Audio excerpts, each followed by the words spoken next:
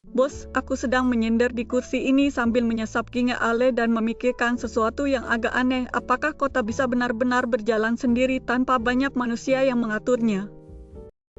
Pertanyaan yang bagus, Sari. Mari kita bicara pelan saja agar jelas. Aku sering melihat video mobil yang berjalan sendiri, dan aku jadi penasaran, apakah nanti semua mobil seperti itu dan kita tinggal santai saja?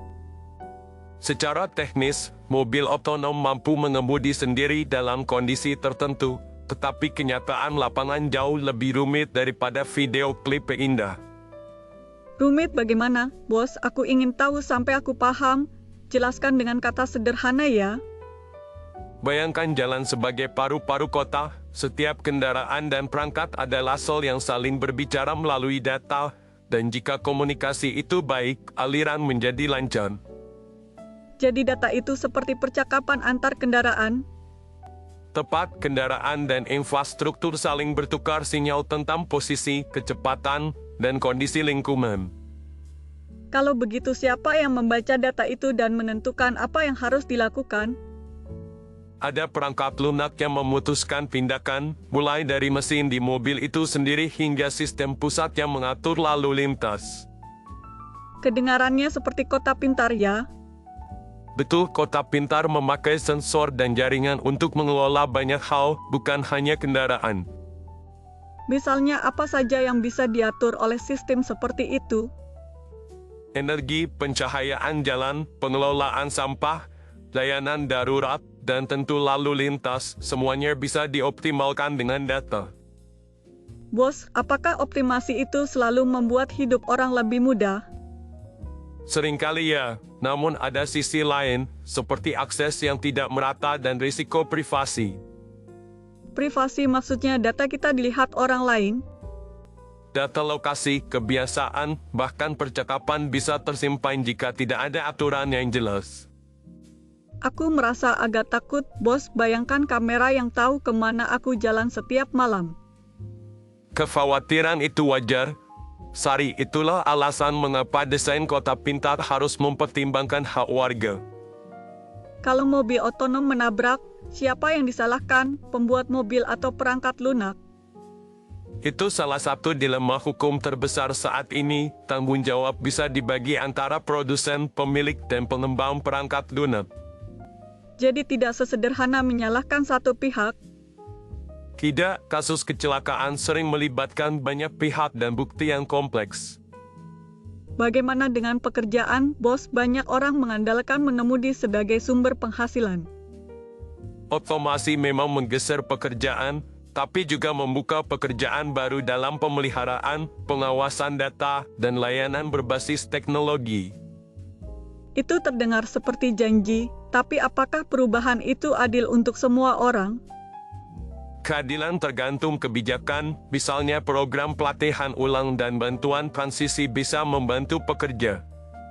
Apakah ada contoh kota yang melakukannya dengan baik? Beberapa kota bereksperimen dengan uji coba mobil otonom dan inisiatif pelatihan, namun tidak ada solusi tunggal yang sempurna. Bagaimana dengan drone, bos? Aku membaca tentang pengiriman dengan drone. Apakah itu nyata? Sangat nyata. Drone sudah digunakan untuk pengiriman medis di beberapa tempat, membantu kirim obat cepat ke daerah terpencil. Wah, kalau begitu teknologi bisa menyelamatkan nyawa ya? Betul, namun penggunaan drone juga menimbulkan isu kebisingan, keselamatan, dan privasi yang perlu ditangani. Kalau semua itu berjalan, apakah kota akan menjadi lebih tenang atau justru penuh aturan baru? Kota bisa jadi lebih efisien, tetapi akan muncul aturan baru tentang data, pengoperasian, dan hak warga. Bos, aku membayangkan ruang publik berubah. Taman yang dulu ramai jadi sepi karena jalan dibuat rapi untuk kendaraan otonom. Tentu ada perubahan tata ruang, dan keputusan perencanaan sangat menentukan apakah ruang tetap ramah manusia atau mendukung kendaraan. Jadi perencanaan kota harus memprioritaskan orang, bukan hanya teknologi. Persis, teknologi harus menjadi alat untuk memenuhi kebutuhan warga, bukan sebaliknya. Kalau begitu bagaimana warga biasa bisa berperan dalam keputusan itu? Melalui partisipasi publik, forum warga, dan transparansi data, masyarakat harus terlibat sejak awal. Apakah teknologi bisa membuat ketimpangan semakin besar, misalnya hanya kawasan kaya yang mendapat layanan canggih? Itu risiko nyata. Tanpa kebijakan redistribusi infrastruktur, layanan baru seringkali dinikmati oleh kawasan berpendapatan tinggi. Bagaimana cara mencegahnya, Bos? Dengan kebijakan yang memprioritaskan akses universal, subsidi, dan proyek komunitas yang mengangkat area kurang terlayani. Aku jadi membayangkan dua kota dalam satu gambar, satu modern dan rapi, satu terabaikan. Perbandingan itu sering muncul dalam studi sosial, dan memang hal itu harus jadi perhatian perencana. Bos, apakah teknologi bisa membantu mengurangi polusi juga? Iya, optimasi rute, kendaraan listrik, dan manajemen energi dapat menurunkan emisi jika diterapkan dengan baik. Tapi apakah mobil otonom pasti listrik? Tidak selalu, mobil otonom bisa berbahan bakar fosil atau listrik. Pilihan itu bergantung pada kebijakan dan pasar. Kalau soal keselamatan, apakah mobil otonom lebih aman daripada manusia?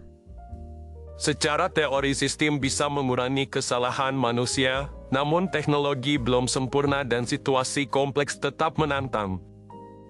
Jadi masih ada kecelakaan yang tidak terduga? Ya, konteks seperti cuaca ekstrem atau perilaku pejalan kaki yang tak terduga dapat menjadi masalah. Apakah kota bisa belajar dari pengalaman itu, Bos?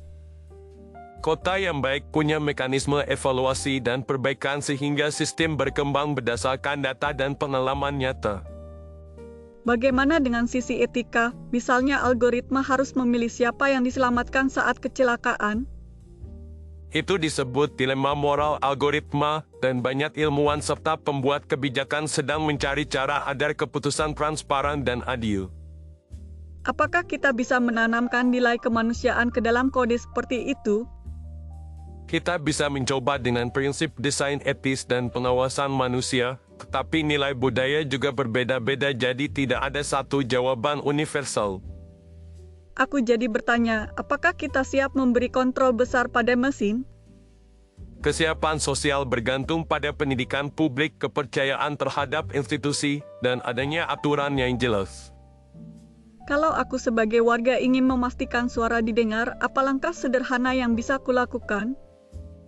Mulai ikut forum komunitas, suarakan pengalaman sehari-hari, dan dukung kebijakan yang menuntut transparansi data. Apakah komunitas kecil bisa membuat perbedaan besar? Bisa, terutama saat komunitas berhasil menggandeng ahli dan menyampaikan bukti kuat kepada pengambil keputusan. Bos, bagaimana jika pemilik data adalah perusahaan besar yang menyimpan semua informasi kita? Itu alasan penting untuk aturan data yang membatasi penggunaan dan mewajibkan akses publik yang aman. Apakah ada model kepemilikan data yang adil? Konsep data commons atau kepemilikan bersama sedang dieksplorasi sebagai alternatif kepemilikan korporat tunggal. Kalau begitu warga bisa ikut memiliki manfaat dari data itu. Dengan model yang tepat, hasil ekonomi dari data dapat dialokasikan untuk layanan publik. Bos, aku ingin mendengar cerita di mana teknologi membantu orang biasa, bukan sebaliknya. Ada contoh pengiriman obat pakai drone untuk desa terpencil yang sebelumnya sulit dijangkau, itu menyelamatkan nyawa. Itu menyentuh hati, jadi teknologi memang punya sisi baik yang nyata. Betul, manfaat nyata muncul saat teknologi diarahkan untuk kebutuhan dasar manusia. Apakah ada teknologi yang membuat kota terasa lebih manusiawi? Sistem yang memprioritaskan pejalan kaki, ruang hijau, dan akses layanan publik membuat kota terasa lebih hangat. Jadi bukan teknologi sendiri yang menentukan, melainkan bagaimana kita menggunakannya. Tepat, teknologi adalah alat, dan kebijakan serta nilai kita menentukan hasilnya. Bos, apakah ada cara sederhana membayangkan masa depan kota yang adil? Bayangkan kota dengan transportasi inklusif, energi bersih, dan akses layanan yang setara bagi semua warga. Itu indah sekali membuatku ingin menjadi bagian dari perubahan itu. Rasa ingin berpartisipasi memang langkah awal yang kuat, Sari. Bagaimana dengan rasa aman di kota? Apakah teknologi bisa membuat kita aman tanpa mengorbankan kebebasan? Keseimbangan itu menuntut standar privasi yang kuat dan pengawasan independen terhadap penggunaan teknologi. Apakah transparansi benar-benar mungkin saat perusahaan besar memegang banyak data? Mungkin jika ada undang-undang yang mewajibkan pelaporan dan audit terbuka, serta sanksi bagi pelanggar. Bos, aku kadang takut teknologi hanya menguntungkan segelintir orang kaya. Kekhawatiran itu valid, dan itulah mengapa kebijakan redistributif dan program inklusi penting. Apakah pendidikan menjadi bagian dari solusi? Sangat penting, pendidikan digital membantu warga memahami risiko dan kesempatan, sehingga mereka bisa menuntut haknya. Jadi kita butuh literasi digital untuk semua usia, ya? Benar, literasi memperkuat posisi tawar warga dalam diskusi kebijakan. Bos, jika kau diberi kesempatan merancang satu aturan untuk kota otonom, apa yang akan kau pilih? Aku akan pilih aturan yang menjamin akses dasar untuk semua warga, termasuk transportasi, energi, dan privasi data. Aturan itu terdengar adil dan bijak. Karena pada akhirnya kota yang baik adalah kota yang melayani seluruh warganya, bukan hanya teknologi canggih. Bos, terima kasih sudah menjelaskan dengan sederhana. Aku merasa lebih paham sekarang. Sama-sama, Sari, aku senang bisa membantu melembutkan kebingungan menjadi pemahaman. Sebelum kita akhiri, aku ingin menanyakan satu hal lagi. Apakah masa depan itu ditentukan atau bisa kita bentuk bersama? Kita bisa membentuk masa depan melalui pilihan kolektif, kebijakan, dan tindakan sehari-hari. Itu memberi harapan. Aku suka harapan itu. Harapan tumbuh jika warga aktif dan pembuatan kebijakan transparan. Baiklah bos, aku akan mulai mengikuti forum komunitas dan belajar lebih banyak. Itu langkah kecil yang berarti banyak, Sari. Hari ini aku pulang dengan kepala lebih ringan, tapi ada satu masalah kecil, aku lupa melihat dompet di rumah. Tentu saja itu kejadian manusiawi yang menyentuh suasana malam ini. Bos, bolehkah aku minta satu hal? Apakah kau bisa menutup tagihan minumanku malam ini? Sari, tentu saja malam ini minumanmu berada di sini, tetapi ingat untuk mengembalikannya besok. Terima kasih banyak, bos. Kau selalu sangat baik. Tidak perlu berterima kasih, Sari. Obrolan ini sudah membuat malamku berarti. Kalau begitu aku pulang dulu ya. Tapi sepertinya aku lupa dompet, aku harus mikir cara pulang. Tenang saja, ada banyak cara dan kita bisa bicarakan nanti jika perlu. Baik, terima kasih lagi, bos. Aku baru sadar bahwa aku lupa dompet di rumah dan sekarang sudah larut. Apa yang harus kulakukan sekarang? Maaf, ini mungkin terdengar canggung, tetapi bolehkah aku meminta bantuan untuk ginga alam malam ini? Sebenarnya aku tahu ada seseorang di sebelah yang sejak tadi diam mendengarkan percakapan kami. Jika pembicaraan ini sedikit membantu, aku berharap Anda mau membiayai minumanku malam ini. Terima kasih banyak atas kebaikan Anda. Jika Anda setuju, silakan beri dukungan melalui QR Code di kanan bawah video atau tautan di deskripsi. Jangan lupa juga beri like, subscribe, dan tinggalkan komentar ya. Di deskripsi ada juga link ke karya lain dari seri yang berbeda, mungkin Anda suka salah satunya. Sekali lagi, terima kasih banyak, sampai jumpa dan semoga malam Anda penuh kehangatan.